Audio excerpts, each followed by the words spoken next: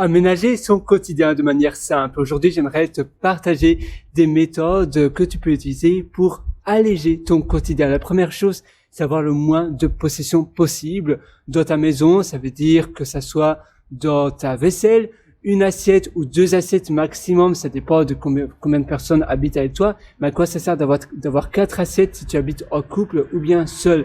Et si tu as des invités, tu peux toujours faire connaissance avec tes voisins et leur demander, tiens, est-ce que vous avez des assiettes à prêter, ou bien demander à ta famille, ou bien les inviter au restaurant, inviter tes amis qui viennent chez toi au restaurant. Mais il n'y a pas de mal à avoir qu'une seule assiette ou deux assiettes. Moi, d'ailleurs, j'ai qu'une seule assiette et ça me suffit largement. Ça m'aide aussi à faire beaucoup mieux ma vaisselle parce qu'à chaque fois, je dois la réutiliser.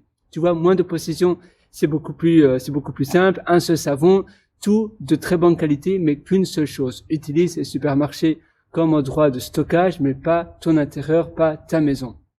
Et tu verras, ça va vraiment te donner des ailes, ça va te donner de la liberté. C'est la même chose avec l'argent. L'argent, c'est un levier pour mieux manger, pour être plus serein et aussi pour te donner des ailes pour faire ce que tu as envie de réaliser dans la vie et comme voyage, comme lifestyle, etc.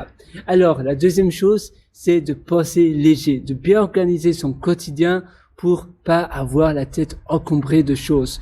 Le matin, au lieu d'aller voir tes emails et t'inquiéter, voilà, t'es un peu stressé, tu vas checker tes emails. Non, va plutôt voir ta liste de tâches. Ainsi, c'est précis, c'est spécifique et tu vas pas stresser. Tu sais comment ta journée va se dérouler grâce à ta liste de tâches. Allège ton cerveau au maximum au lieu de ruminer, justement. Fais le vide, va marcher un petit peu pour simplement prendre l'air et faire table rase. Simplement lâcher prise du stress. De toute façon, c'est comme ça. À quoi ça sert de stresser? L'inquiétude ne résout rien. La troisième chose, c'est de voir grand, d'avoir finalement un objectif sur le long terme bien spécifique et bien déterminé. C'est-à-dire que si ton objectif, si tu as une vision claire de la vie, eh bien, tu pourras toujours avancer beaucoup plus rapidement.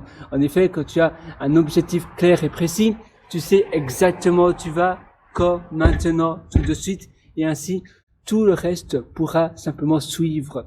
Parce que si tu es un peu flou dans tes journées, tu te lèves le matin, tu sais pas trop finalement ce que tu fais parce que tu n'as pas d'objectif à long terme.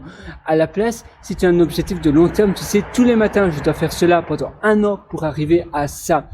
Tous les jours, pendant une demi-heure, 20 minutes, 50 minutes, je fais cela. Et ça aura un effet de compound effect, donc un effet cumulé. Parce que si tous les jours, je m'exerce à chanter ou tous les jours je fais du sport, si tous les jours j'apprends une langue, et bien après 1 an tu seras déjà là, beaucoup plus haut. Il faut simplement être consistant dans tes actions que tu fais de manière régulière tous les jours. Tu dois tu dois t'y tenir. Et ça, c'est très important. Et la dernière chose, c'est évidemment l'alimentation et ce que tu consommes. Donc, ça veut dire des choses que tu consommes tous les jours. Par exemple, si tu lis ou tu regardes des vidéos, mais qui ont aucune utilité dans ton objectif de long terme ou dans ce que tu veux devenir, ne t'attends pas à avoir du changement. Tu dois justement utiliser et consommer des contenus qui vont tordre vers où tu veux aller. Ça veut dire que si je veux devenir sportif, je vais lire des biographies de sportifs qui m'inspirent vraiment. Je vais voir des vidéos tous les jours de sportifs. Je vais vraiment m'imaginer à moi être sportif dans 1 an.